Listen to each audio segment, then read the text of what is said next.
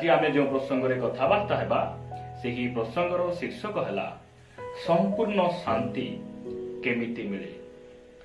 संपूर्ण शांति जड़े मनुष्य केमिति पाई पारे यही प्रसंग में आम प्रभु को वाक्य ठारू अल्प समय कथबार्ता हेबा। प्रिय भाई भौणी माने कौन सी मनुष्य कौन सी परिवार एक प्रकार पृथ्वी नहीं जे से अशांति को खोजी बुलती आम अशांति रहिबा आउ दुख रे रहिबा यही प्रकार परिवार एक प्रकार मनुष्य ए पृथ्वी रे केही मध्य नाहंती। समस्त मनुष्य शांति चाहती सबु परिवार शांति पाइबा पाई से माने प्रयास करती। आज दिन मानकरे आपण देखिबे जे परिवार रे सबु अछि से मानकर जॉब अछि तांको पाखरे एजुकेशन अछि से माने उच्च शिक्षित अटंती से मानक पाखरे टंका अछि सुना अछि किंतु से माने संपूर्ण शांति को से माने आज प्राप्त होई नांते। प्रिय भाई भौणी माने आज आमे प्रभु को वाक्य रे कथबार्ता हेबा जे संपूर्ण शांति केमिति मिले। एही प्रसंग रे आमे प्रभु को वाक्य ठारू अल्प समय ध्यान करबा पाइछे। मो सहित आपण माने लूक लिखित सुसमाचार को आसिले। लूक लिखित सुसमाचार 2 अध्याय रु केतोटी वाक्य पढ़ू पढ़ू आमे आगु बढ़िबा। लूक लिखित सुसमाचार 2 अध्याय 13 आउ 14 पद मो आपण मानक निमंते पढ़िबा पाई चाहे। एठारे प्रकार लिखा जाए पुणी अकस्मात सेही दूतंक सांगरे स्वर्गीय बाहिनीर गोटे बृहत दल उपस्थित होई ईश्वरक स्तवगान करू करू कहिले ऊर्ध्व लोकरे ईश्वरक महिमा पुणी पृथ्वी रे ताहांक संतोष पात्र मनुष्य मानक मध्यरे शांति। ख्रीष्टरे प्रिय भाई भौणी माने यही कथा जेतेबेले प्रभु यीशु ख्रीष्ट मानव रूप धारण करी ए धरा पृष्ठरे से जन्म ग्रहण करुछंती सेही समय रे मेष जगुआली मानकु स्वर्गर एक बाहिनी आसी एही शांतिर समाचार से देई ए प्रकार से माने कहउचंती जे ऊर्ध्व लोकरे ईश्वरक महिमा पृथ्वी रे ताहांक संतोष पात्र आ मनुष्य मानक मध्यरे शांति। प्रिय प्रभु को लोक माने मो आपण मानक कहिबा पाई चाहे जे प्रभु यीशु ख्रीष्ट ए धरा पृष्ठ को से रोग सुस्थ करिबा पाई केवल आम पाप निमंते क्रूसरे मृत्युवरण करिबा पाई से आसी नथिले। आमको से जेपरी परित्राण दियंती आमको पाप उद्धार करंती आमको से संपूर्ण शांति को दियंती एति पाई से धरा पृष्ठ को आसीते। जदि आपण माने जिसाई पुस्तक को जिबे जिसाई पुस्तक 9 अध्याय 6 पदरे लिखा जाए कारण आंभ मानक निमंते एक बालक जन्मी अछंती आंभ मानक एक पुत्र दत्त होई अछंती और ताहांक स्कंदरे कर्तृत्व भार थुआ जीव पुणी ताहांकर नाम आश्चर्य मंत्री पराक्रांत परमेश्वर अनंतकालीन पिता शांति राजा हेबो। प्रभु को नाम स्तुति हो। प्रिय भाई भौणी माने प्रकृत शांति एही पृथ्वी रे जीशुंक छड़ा केही मध्य देई पारंती नै कारण ताहांक विषय रे ताहांक जन्मर 750 वर्ष पूर्वे जिसाय भविष्यत वक्ता एही कथा को से रेकॉर्ड करूछंती जे ताहांकर नाम शांतिर राजा हेबो। शांतिर राजकुमार से अटंती जीशुंक बिना एही पृथ्वी रे वास्तव शांति प्रकृत शांति संपूर्ण शांति देवा व्यक्ति केही मध्य नाहंती। प्रभु का नाम स्तुति हो। प्रिय भाई भौणी मान कहबा पाई चाहे आपण गोटे अशांति दे जाउछंती कि आपण गोटे दुख दे जाउछंती कि आपणकर अशांति आपणकर दुख को आपणकर समस्त अमंगल को जीशु मंगल रे परिणत करि परिबे। से सामर्थी प्रभु अटंती आ वास्तव संपूर्ण शांति केवल जीशु देई पारंती। ताहांक छड़ा ए पृथ्वी रे केही मध्य शांति देई पारंती नै। जदि आपण माने मो सहित एफिसियो पुस्तक को आसीबे एफिसियो पुस्तक 2 अध्याय 14 पदरे साधु पाउल ए प्रकार कहंती कारण से तो आंभ मानक शांति से शत्रुता स्वरूप मध्यवर्ती विच्छेद प्राचीर भग्न करी उभय को एक करी अछंती। प्रभु का नाम स्तुति हो। से तो आमर शांति किए प्रभु यीशु ख्रीष्ट से ही आमर शांति अटंती এই জগତ ମଧ୍ୟରେ ଜଣେ ମନୁଷ୍ୟ ଶାନ୍ତି ପାଇବାର ଅଛି, ସମ୍ପୂର୍ଣ୍ଣ ଶାନ୍ତି ପ୍ରାପ୍ତ ହେବାର ଅଛି, ଯୀଶୁଙ୍କ ଛଡା କେହି ମଧ୍ୟ ଦେଇପାରିବେ ନାହିଁ। ଆପଣମାନେ ଯୋହନ ଲିଖିତ ସୁସମାଚାର 14 ଅଧ୍ୟାୟକୁ ଆସିବେ। 14 ଅଧ୍ୟାୟ 27 ପଦରେ ପ୍ରଭୁ ଯୀଶୁ ଖ୍ରୀଷ୍ଟ ଏ ପ୍ରକାର କହନ୍ତି, ମୁଁ ତୁମ୍ଭମାନଙ୍କୁ ଶାନ୍ତି ଦାନ କରି ଯାଉଅଛି, ମୋର ନିଜର ଶାନ୍ତି ତୁମମାନଙ୍କୁ ଦାନ କରୁଅଛି। ଜଗତ ଯେପରି ଦାନ କରେ, ମୁଁ ତୁମ୍ଭମାନଙ୍କୁ ସେପରି ଦାନ କରୁନାହିଁ। ତୁମ୍ଭମାନଙ୍କ ହୃଦୟ ଉଦ୍ବିଗ୍ନ କି ଭୟଗ୍ରସ୍ତ ନ ହେଉ। ପ୍ରଭୁ ଯୀଶୁ ଖ୍ରୀଷ୍ଟ ଏଠାରେ ଏକ ଗୁରୁତ୍ୱପୂର୍ଣ୍ଣ କଥା ସେ କହୁଛନ୍ତି ଯେ ଜଗତ ଯେପରି ଶାନ୍ତି ଦାନ କରେ, ମୁଁ ସେହିପରି ଶାନ୍ତି ମୁଁ ତୁମକୁ ଦେଉନାହିଁ। ପ୍ରଭୁ ଯୀଶୁ ଖ୍ରୀଷ୍ଟ କହିବା ଅନୁସାରେ ଜଗତରେ ମଧ୍ୟ ଶାନ୍ତି ଅଛି, ଜଗତ ମଧ୍ୟ ଶାନ୍ତି ଦିଏ, କିନ୍ତୁ ସମ୍ପୂର୍ଣ୍ଣ ଶାନ୍ତି କେବଳ ଯୀଶୁ ଦିଅନ୍ତି। ବାସ୍ତବ ଶାନ୍ତି କେବଳ ଯୀଶୁ ଦିଅନ୍ତି। ବେଳେ ବେଳେ ଯଦି ଆମର ରୋଜଗାର ବଢିଯାଏ, ଟଙ୍କା ବେଶୀ ଆମମାନଙ୍କର ଆକାଉଣ୍ଟରେ ଜମା ହୁଏ, ସେ ସମୟରେ ମନୁଷ୍ୟ ଭାବେ ଯେ ମୁଁ ଏଥର ଶାନ୍ତିରେ ରହିପାରିବି, ମୁଁ ସମ୍ପୂର୍ଣ୍ଣ ଭାବରେ ମୋର ଯାହା ଲକ୍ଷ୍ୟକୁ ମୁଁ କଣ କରିଛି, ମୁଁ ପ୍ରାପ୍ତ ହେଇଛି, ଏ ପ୍ରକାର ସେ ମନ ମଧ୍ୟରେ ଚିନ୍ତା କରେ।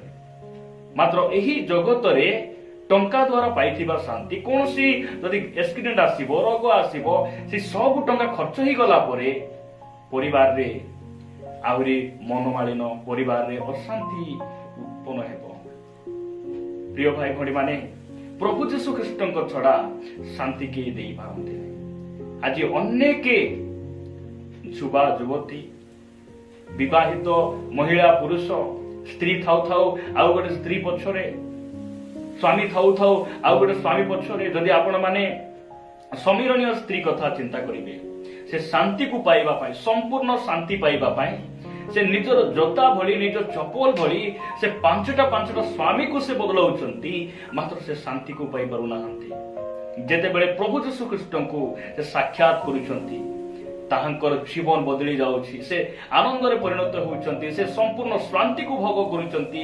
ଆଉ ସେ ପାଣି ଆଣିଯିବା ସେ କଳସକୁ ଛାଡ଼ି ସେ ନିଜ ନଗରକୁ ସେ ଧାଉଛନ୍ତି। ମୁଁ ଜଣେ ବ୍ୟକ୍ତିକୁ ଭେଟିଛି, ମୁଁ ମସିହକୁ ସାକ୍ଷାତ କରିଛି। ଖ୍ରୀଷ୍ଟରେ ପ୍ରିୟ ଭାଇ ଭଉଣୀ ମାନେ, ମୁଁ ଆପଣମାନଙ୍କୁ କହିବା ପାଇଁ ଚାହେଁ, ଯଦି ଆପଣ ଗୋଟେ ଅଶାନ୍ତି ଦେଇ ଯାଉଛନ୍ତି, ଆପଣ ନିର୍ଯାତନା ମଧ୍ୟରେ ଅଛନ୍ତି, ଆପଣ ଉପଦ୍ରବ ପ୍ରାପ୍ତ ଅଟନ୍ତି, ଆପଣଙ୍କୁ ମୁଁ କହିବା ପାଇଁ ଚାହେଁ, ଆପଣଙ୍କୁ କେବଳ ଯୀଶୁ ହିଁ ସେହି ସବୁ ବନ୍ଧନରୁ ସେ ମୁକ୍ତ କରିବେ। ଯୀଶୁ ହିଁ ଆପଣଙ୍କୁ ଶାନ୍ତି ଦେଇପାରିବେ। ସମ୍ପୂର୍ଣ୍ଣ ଶାନ୍ତି ସେ କେବଳ ଦିଅନ୍ତି। ପ୍ରିୟ ଭାଇ ଭଉଣୀ, ଜଗତ ଯେପରି ଦାନ କରେ ସେହି ପ୍ରକାର ସେ ଦାନ କରନ୍ତି ନାହିଁ। ଜଗତରେ ଯାହା ସବୁ ଆମେ ପାଇଛୁ ପ୍ରିୟ ଭାଇ ଭଉଣୀ ମାନେ, ତାହା ଗୋଟେ ଦିନ ସରିଯିବ, କ୍ଷୟ ପାଇଯିବ। ଆମମାନଙ୍କର ମୃତ୍ୟୁରେ ସବୁ କିଛି ଆମକୁ ଛାଡି ଯିବାକୁ ପଡିବ। ମାତ୍ର ଖ୍ରୀଷ୍ଟ ଆମମାନଙ୍କୁ ଯେଉଁ ଶାନ୍ତି ଦେଇଛନ୍ତି, ଏହି ଜଗତ, ରୋଗ, ମୃତ୍ୟୁ, କୌଣସି ଲୁହ, ଅଭାବ, ନିନ୍ଦା, ତାଳନା ଆମକୁ ସେ ଶାନ୍ତି ଠାରୁ ଅଲଗା କରିପାରିବ ନାହିଁ। ସେହି ଶାନ୍ତିକୁ କେହି ହରଣ କରି ନେଇ ପାରିବେ ନାହିଁ। ଆଉ ସେହି ଶାନ୍ତି ଦେବା ପାଇଁ ପ୍ରଭୁ ଯୀଶୁ ଖ୍ରୀଷ୍ଟ ଏ ଧରା ପୃଷ୍ଠକୁ ଆସିଲେ। ଆଉ ସେହି ଶାନ୍ତି ଆପଣଙ୍କୁ ଆଜି ଦେବା ପାଇଁ ସେ ପ୍ରସ୍ତୁତ ଅଟନ୍ତି। ଆଜି ମଧ୍ୟ ତାଙ୍କ ପାଖରେ ସେ ଶାନ୍ତି ସରି ନାହିଁ।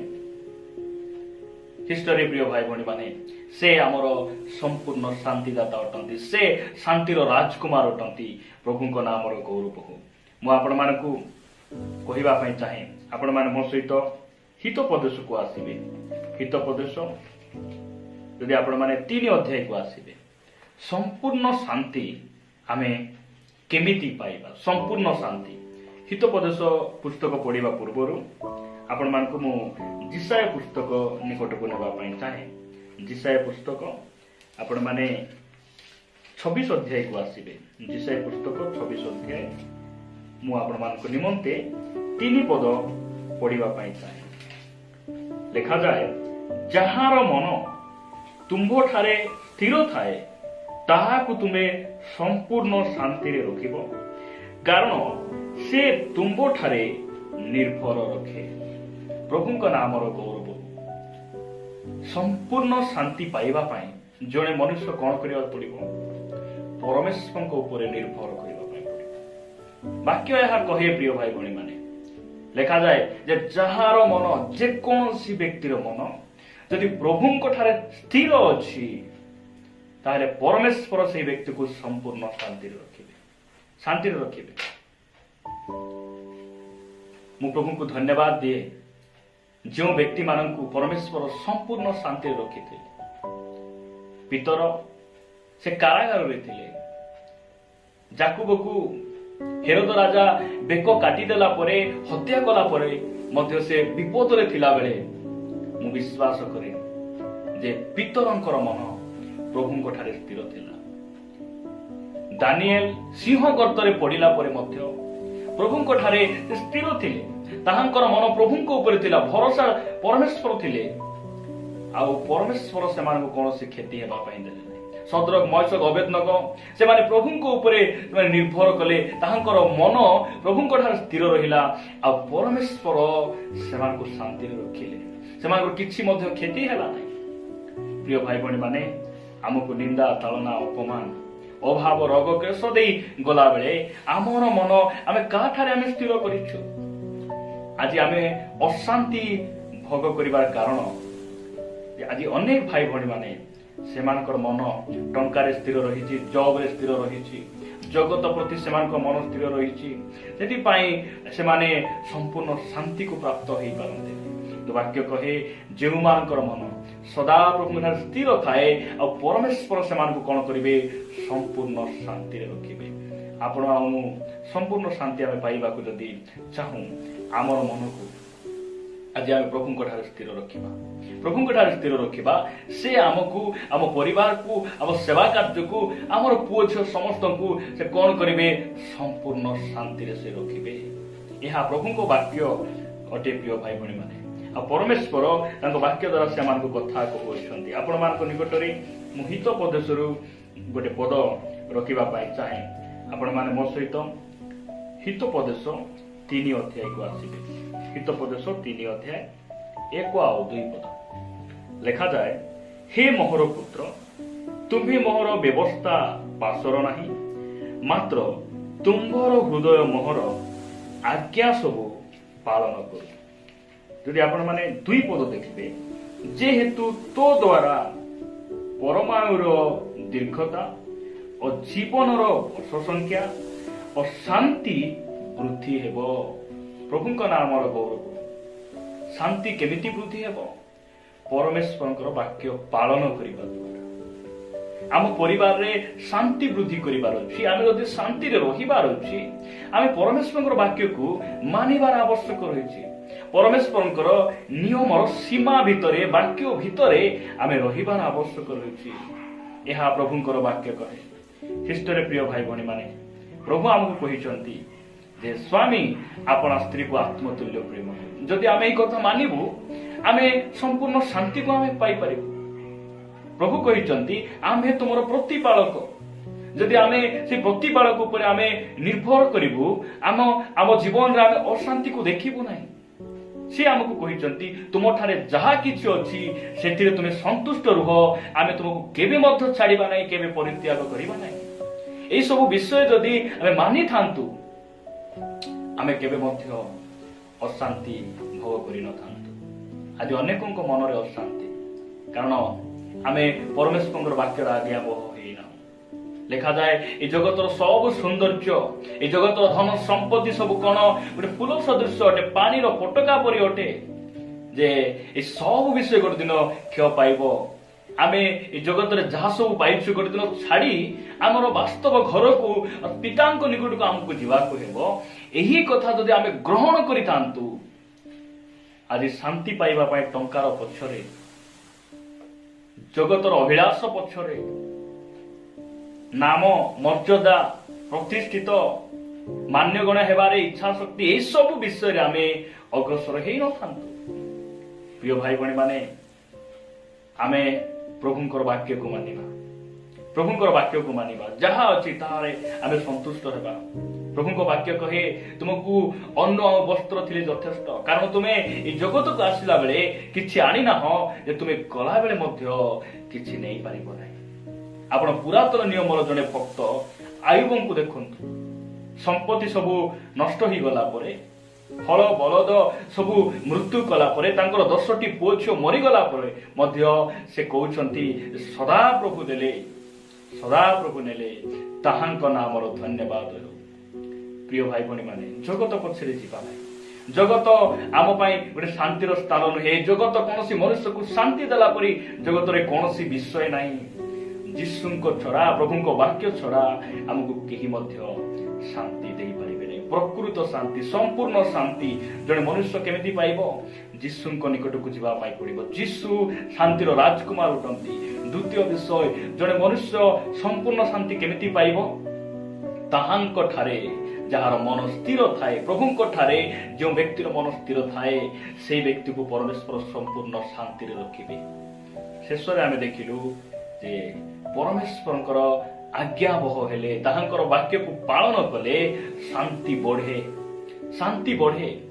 ମୁଁ ଜାଣେ ନାହିଁ ଆପଣଙ୍କ ପରିବାରରେ ଶାନ୍ତି ବୃଦ୍ଧି ପାଉଛି ନା ଅଶାନ୍ତି ବୃଦ୍ଧି ପାଉଛି, କିନ୍ତୁ ପରମେଶ୍ୱରଙ୍କ ବାକ୍ୟ କହେ ଯେ ଅଶାନ୍ତିକୁ ଦୂର କରିବାକୁ ହେଲେ, ଆମ ପରିବାରରେ ଶାନ୍ତିକୁ ବୃଦ୍ଧି କରିବାକୁ ହେଲେ ଆମକୁ ପରମେଶ୍ୱରଙ୍କ ବାକ୍ୟ ମାନିବା ପାଇଁ ପଡ଼ିବ।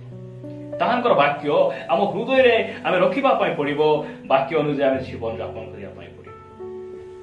ଖ୍ରୀଷ୍ଟରେ ପ୍ରିୟ ଭାଇ ଭଉଣୀମାନେ, ଏସବୁ ଶିକ୍ଷାକୁ ଆମ ନିଚର କରିବା, ଏସବୁ ଶିକ୍ଷାକୁ ଆମେ ଗ୍ରହଣ କରି ବାକ୍ୟ ଉପରେ ଆମେ ଠିଆ ହେବା, ଯଦ୍ୱାରା ଆମେ ଏହି ଜଗତ ମଧ୍ୟରେ ରହି, ଏହି ଅଶାନ୍ତ ଜଗତରେ ରହି ଆମେ ସମ୍ପୂର୍ଣ୍ଣ ଶାନ୍ତିକୁ ଆମେ ପ୍ରାପ୍ତ ହୋଇପାରିବା। ଶାନ୍ତିରେ ଆମେ ଜୀବନ ଯାପନ କରିପାରିବା। ପ୍ରଭୁ ଏହି ବାକ୍ୟ ଦେଇ ଆମ ପ୍ରତ୍ୟେକଙ୍କୁ ଆଶୀର୍ବାଦ କରନ୍ତୁ।